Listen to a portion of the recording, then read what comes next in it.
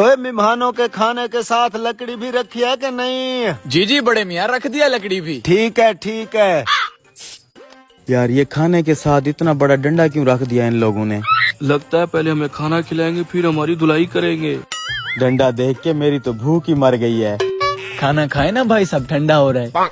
आपके लिए देसी मुर्गा देसी घी में बनाया स्पेशल। बैंगन और दाल भी देसी घी में बनवाई है। वो सब तो ठीक है लेकिन आपने इतना मोटा डंडा खाने के साथ क्यों रखा हुआ है? हाँ ये डंडा, लेकिन ये डंडा रखा हुआ क्यों है? अरे हमें तो बड़े मियाँ ने कहा था खाने के साथ लकड़ी जरूर रखनी है। मुझे तो इस बड़े मियाँ की नीयत ठीक नहीं लग रही। अरे भाई इस तरह हम खाना नहीं खा पाएंगे। बड़े मियाँ से पूछ के आओ इतना बड़ा डंडा क्यों रखा हुआ है। हम अभी पूछ के आते हैं। खाने से पहले फिर से एक बार डंडा भी देख ले।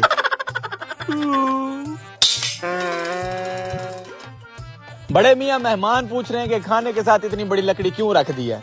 अरे बेटा, तो तुम उन्हें बताओ कि खाने के साथ लकड़ी रखना हमारी रिवायत है। अगर लकड़ी उन्हें बड़ी लग रही है तो तुम उसे थोड़ा छोटा कर दो, लेकिन उन्हें खाना जरूर खिलाना। बड़े मियाँ ध्यान से कहीं धोती गिर ना जाए। हट शरारती।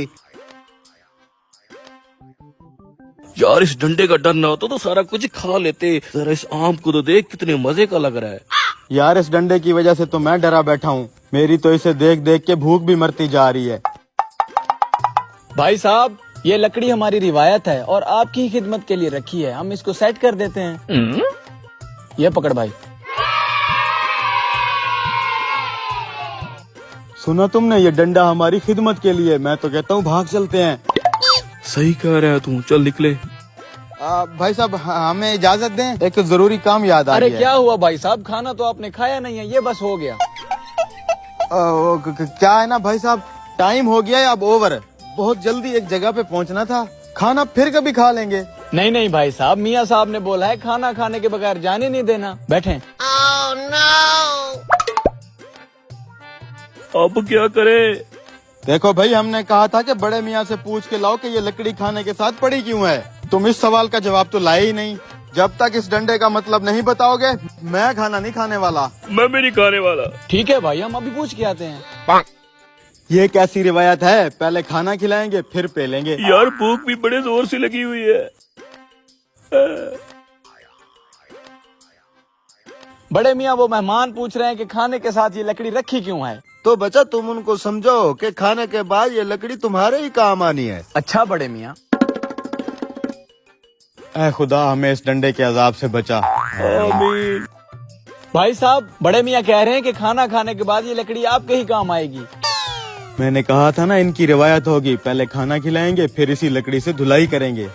मैं तो कहता हूँ इन्हीं दो बेवकूफों को खाना खिला देते हैं ताकि धुलाई भी इनकी हो। देखो भाई, हमारा तो पेट हो चुका है फुल। तुम दोनों बैठो और हमारी जगह पे ये खाना तुम दोनों खा लो। हम? अरे हाँ हाँ भाई, हम खुद कह रहे हैं। बैठो बैठो, आजो आजो आजो आजो। खाओ ना, शुरू करो शुरू करो। खाना शुरू करो भाई। खाना भी खुद खाओ ताकि लकड़ी भी तुम्हारे काम आए।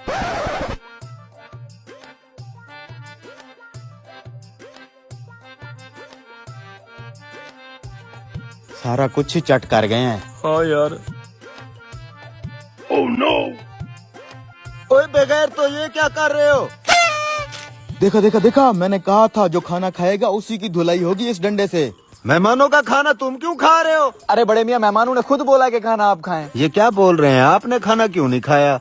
अरे हम क्यों खाते खाना? आपकी रवायतें इतनी उल्टी सीधी हैं। इतना बड़ा डंडा रख दिया आपने खाने के साथ। पहले आप खाना खिलाएंगे फिर उसी डंडे से हमारी धुलाई करेंगे ना, इसलिए नहीं खाया। ओहो बेशर्मो, मैंने तुम्हें कहा था छोटी सी लकड़ी रखना ताकि गोश्त खाने के बाद जो दांतों में फंसे उसे निकाल सके। तुमने इतना बड़ा डंडा रख के इनको डरा दिया।